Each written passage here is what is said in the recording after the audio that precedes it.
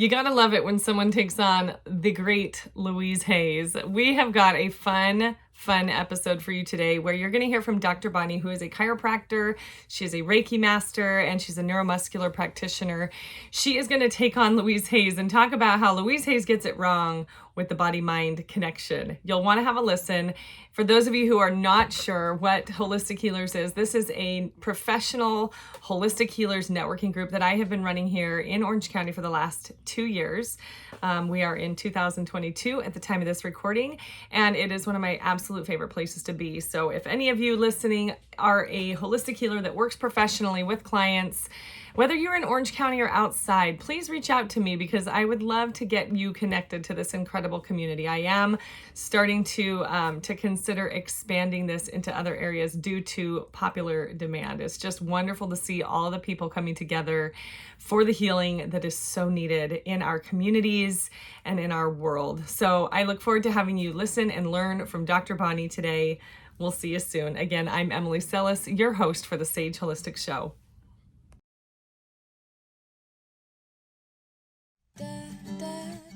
Sage is a 501c3 nonprofit organization building community by providing education and counseling about physical, mental, and spiritual well-being.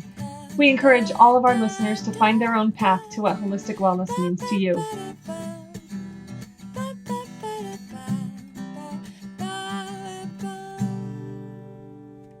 Hi, I'm Dr. Bonnie Berger. I've been a chiropractor for 30 years. And I've practiced in Tustin for about 20 years.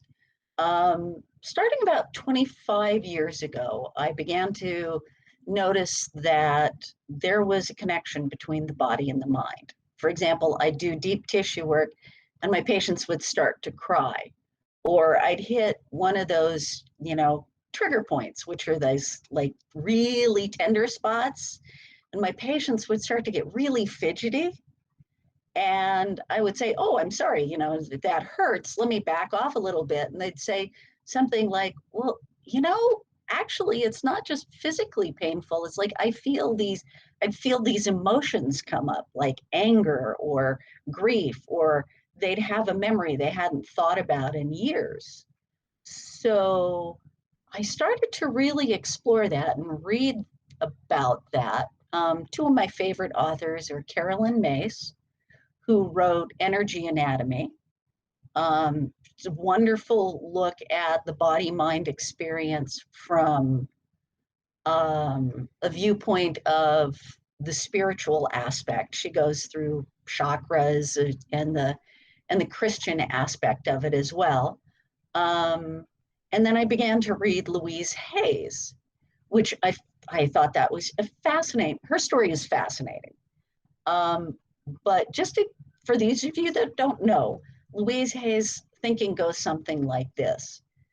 Since you might have an event or a trauma or some sort of teaching from your family, you might get a mindset, which is what attracts your illness. For example, let's say you were raised in a family with black and white thinking, all right? And you start to think of life in terms of good and bad, dark and light, all those sorts of things. So over time, what you attract in that kind of good and bad is you become stiff-necked. So according to Louise Hayes, that's how you attract arthritis in your neck, right? Okay, so what her treatment for it are affirmations, and her affirmation for a stiff neck is, it is with ease that I can see other possibilities.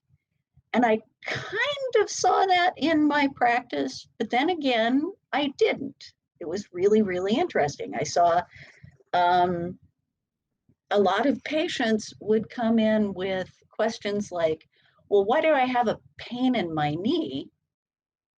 And then I'd work on the knee, and it would be the message that would often come up with the knee is, I have difficulty seeing possibilities. And I thought, well, that's weird. That should be in the neck, according to Louise Hayes. but it's showing up in the knee. So I started to take a look at this, and I started to take a look at it in terms of not just, let's see if I can share my screen on this, not just in terms of, no, that's closed captioning. Forgive me. I'm new to this. So I want to share this window right here. So here's the basic somato-emotional connection that everybody kind of talks about. I got this from an Instagram account in Somatic Experiencing Insights, and this is their basic. This is your basic like chakra centers and body centers. So I thought, well, that's very interesting. But why am I seeing issues that, that aren't that are related to the neck down in the knee? So I started to look at the the nervous system, right? Because I'm a chiropractor. How is the nervous system here linked to, let me try and share this. This is a little disconcerting here. Sorry, guys. Share this. So how is the nervous system connected to all of this? Well, for those of you that have studied a little bit of anatomy, here's something called the autonomic nervous system. I hope you all can see that. Yeah, okay, good. The autonomic nervous system controls all the organs, tissues, and glands in your body. The parasympathetic nervous system allows you to relax, and the sympathetic system is fight or flight. And what it tends to do, the sympathetic nervous system, what it tends to do is make your heart rate, your heart pound, your adrenal glands secrete more adrenaline, it makes your stomach tighten, it increases digestion, it affects blood flow to certain places. But what you don't see on this picture is how the sympathetic nervous system controls the skeletal system, which is, stop sharing, which is to enhance muscle tension. The typical muscle tension that you see with people when they're having a fight or flight issue is, well, it's not here. I'm sorry, I didn't get that picture. Typical tense muscle tension that you see with people who are in fight or flight is their neck and shoulders are tight like this. You're wearing your shoulders earrings, your abs are tight, your butt cheeks begin to clench, right?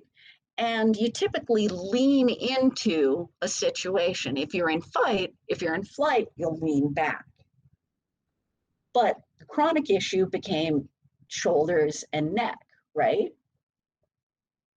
So you have that. But what happens if you're a person who doesn't tend to fight or flight?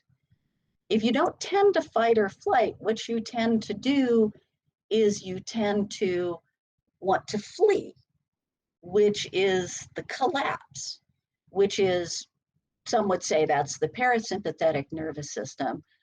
But what you see is this. Sorry, not used to this. Okay, I hope you all can see that. What you see in flight is, ignore, there we go. What you see in flight are people who collapse in. Again, you have that straightened neck, the sloped back, the weak abs, and they tend to collapse in. Again, you get tight pecs, tight upper traps, but the problem is they start to collapse in and they start to have more low back pain issues. All right, so I'm like, wow, that's interesting. And then why does it keep on coming back? I mean, you'd think once the person figured out the stress and worked it out, why do these memories keep on coming back? And why does it keep on happening through the body? Well, it happens through muscle memory. I don't know. Let's see here. Nope, sorry, wrong button. There we go, share that. So if you guys can see, here's how the muscle system works, all right? You have a sensor, and when the muscle is overstretched, here's the typical thing, you know, you go to the doctor and they tap it. But imagine if this is a car accident or physical or verbal abuse. What happens is you'll get the body reaction. It'll go in through the sensory nerve here, goes up the sensory nerve here.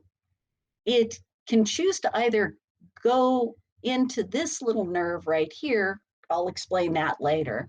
Or it'll go through this and it'll come out and it'll cause other muscles to contract and tighten. Now, there's a neurologic law that says once a nerve pathway is connected, it's easy to reactivate again. All right? So, what you have is somebody who reacts or tightens up in terms of stress or collapses, is the body then begins to learn that physical pathway without even thinking about it. All right. So this is without even your conscious or your subconscious being connected. Here it is in your body. Now, you can also see that this clever little nerve here, sensory nerve here, fancy word for it is proprioceptor, connects to this interneuron here, this little green nerve. Well, that little green nerve actually sends a shoot up to the brain, and then the brain begins to record it. So now you have a connection from the muscles to the brain, and every time you begin to sense something that's stressful, even if it's good stress, right? Your body then remembers, oh, there's a pattern there. Let's return to that that physical response. And so the muscles have the memory as well as your brain. So I thought, wow, that's really interesting. But that doesn't explain why it ends up down in the body. Well, let's see. Let me share this picture right here. So how does it end up in the rest of the body? So let's take the classic example of somebody who's verbally abused by the parent, and the child collapses and accepts it and begins to show that posture. Well, you may absorb it in the neck. The neck may slope like this, and the thought process might be, oh, I don't deserve to speak up, and you absorb it there. Or what might happen if you have tight neck muscles here, what will happen is the upper trap tightens, but the pecs may tighten. So then they might begin to experience chest pain. But the message is the same. I don't deserve to speak up. Or they may not experience in the chest. As the chest gets tight, the abs get weak, but the low back gets tight. So the person may experience low back pain before neck pain, right? Or your hip flexors are tight, and that's where you begin to experience the pain. Or if you go down the chain, it could tighten up the calf muscles, which then sends pain down to the feet. And so that message may end up lodging in the feet. And so as I'm working with a patient, I find that I will often have to chase their pain from their feet to their hips, to their back, to their neck, but there's one unifying message throughout. I don't deserve to speak up.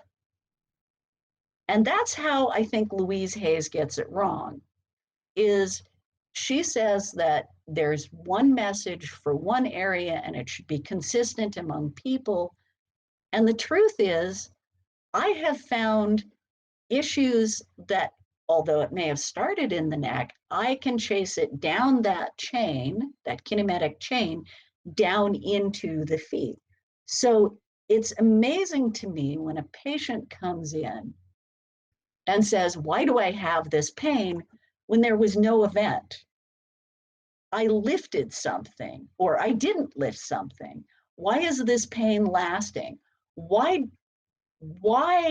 if you started on my feet, did we have to move to the butt, to the chest, to the neck? Right? I see the therapists nodding. It's like, yeah, I get it. I get it because you guys chase that same sort of thing throughout the mind. It's also expressed in the body. So don't be surprised when you have people who come in and they start out and they're if you can get them to scan their body in therapy, right? Get them to go through, where are you holding tension? What's the message there? Don't be surprised that you'll chase it throughout the body. And God bless Louise Hayes for starting the work, but I think we need to finish it up by continuing to explore this body-mind connection and start to get our patients into their body. And that's what I do, is I get people into their body and get them to experience somatically what they're experiencing emotionally. And it's wonderful. It's wonderful work. I hope, did I do 20 minutes or am I short? That was Yes. great, Bonnie. Yeah, thank you. Yeah, any questions for Dr. Bonnie from what she just shared? Really incredible. No questions, but just Dr. Bonnie's awesome. I got to go see her.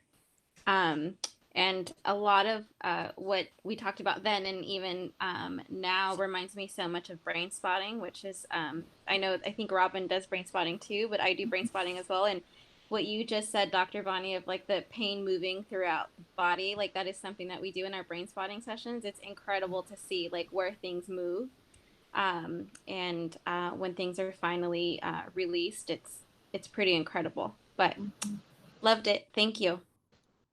It was so interesting. Oh, it was so interesting to see the two diagrams of the different postures, and I looked at those and I was like, wow, how many people do I know that fit into both of those? It was just, boy, that's a thing. It is. It is. And it's amazing how people can release their mindset or start to release their mindset. I'm not going to say it happens overnight with one muscle treatment, but people begin to release their mindset when they start to release their body. Mm-hmm. Yeah, it's amazing. I wouldn't necessarily have looked at someone and thought, oh, someone that has that posture probably means this and that. So I don't know if that's a good thing or bad thing. Great presentation, Dr. Bonnie. Thank you. Thank you.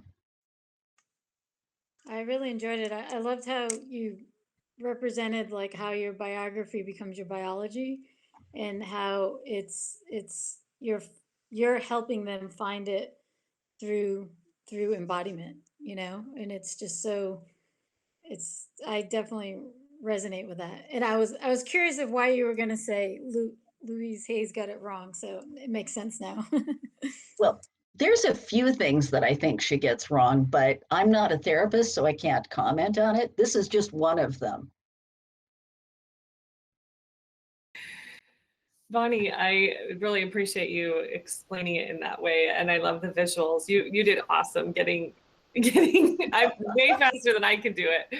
But I was curious about the neuromuscular massage, because I've been seeing you for quite a while, and I'm not personally a fan of like the adjustments, that chiropractors are kind of known for. And so I just thought I've gotten so much out of my appointments with you, where you really are working the emotions through my body. And as therapists, we can sometimes be highly intellectualized in our defenses, and so like getting into the body And, really just getting down to the nitty gritty and the basics has been so incredibly healing and helpful for me. You are just incredible. For anyone that hasn't seen Dr. Bonnie and wants to experience this, I highly recommend it. And I just love hearing you talk too and sharing your knowledge. So I just would love for you to talk a bit about that neuromuscular massage, I think is what you call it. And is that what you're utilizing, and how's that different from maybe a typical massage that a massage therapist might do?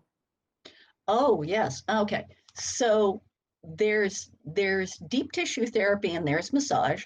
Massage is for relaxation. Deep tissue therapy is for getting at trigger points. And there's two popular deep tissue therapies. There's trigger point therapy and neuromusculotherapy. The idea behind trigger point therapy is you find the knot, you press on it, you make it hurt, and then you release it, and then the muscle can reset it. And that takes 7 to 8 seconds, and you go through a lot of points throughout the body. In neuromusculotherapy, the theory is to first relax the fascia, which is a whole other lecture, which are the tissues that surround muscles. And if you go in too fast on that, what you can do is you can cause reflex inflammation, which I don't enjoy. I've had that treatment. That hurts for days. So I try and honor the layers, first of all. Second of all, neuromusculotherapy goes into the trigger point. You go to the point of a little discomfort and you hold it for 20 to 90 seconds and you try and coerce, those sensory nerves I was talking about, those proprioceptors. You try and coerce the proprioceptor to let go. And if it doesn't do it on its own, the idea is to talk to the muscle, right? And some people just do it by saying, it's okay, you're safe, those sorts of things. I use questions like, do you sense, and because I'm intuitive, I'll go, I'm kind of sensing frustration or sadness or anger or whatever. Are you up to talking about that? And then I get into what does it feel like to you? Could this be connected to emotion and things like that? And sometimes in 90 seconds, we get that to just let go and let go of the associated feeling with it. So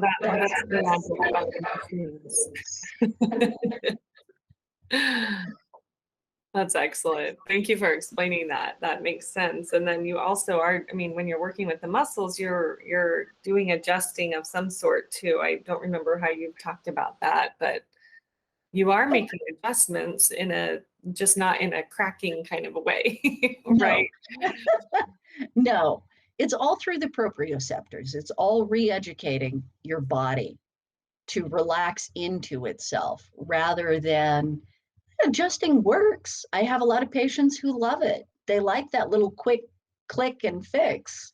Mm-hmm. And I'm a fan of it too when I'm on the go. But I would much rather have the system relearn a new pattern. And that's what I like. That's awesome. That's awesome. Thank you for explaining that. We still have a few minutes. Does anyone else have any questions for Dr. Bonnie? This is your time. I have a quick one. Dr. Bonnie, could you just go online to your website to book an appointment, or should we call you, or how should we do that? Oh, go online to my website. It's bergeractive.com. Is there a place to chat? Is that it? Here we go. bergeractive.com.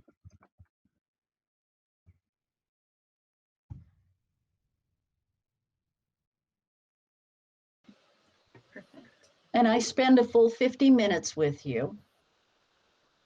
And we decide together what your treatment will be. I'm not one of those chiropractors who says, okay, come in 3 times a week for, 3 weeks and then 2 times. I'm not like that.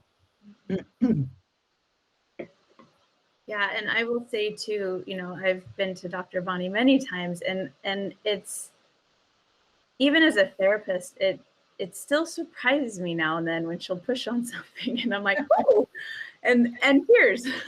And you say, what is going, I don't even know what this is. But even as a therapist, again, who's helping people identify emotions and talk about them, it's been so nice to have someone else who's really tender and who's knowledgeable and can, when I have no words, and she can offer, what about this? Could it be that? And it's like, oh God, I never thought, yeah, that's exactly what it is. So I just wanted to share that it's such a tender experience that even when there's some pressure or some pain, the release is so therapeutic, and there's so much understanding that I personally have walked out of those sessions with. So just something to keep in mind, either for yourself or your clients, that this is absolutely an emotional experience, can be, and it's very healing. So thank you, Dr. Bonnie. That is so fascinating. I just love the idea that you push on something in the body and people just like burst out. So delicious, but that's so healthy. Yeah. So good to just get it out. Yeah. Yeah, I like that. I don't like making my patients cry, but I do like getting them to connect to their body and get them to connect their body with their emotions. It's a nice experience. And it's not always crying. Sometimes it's anger. You know, the body holds all of it: envy, jealousy, anger, memories, grief, all of it.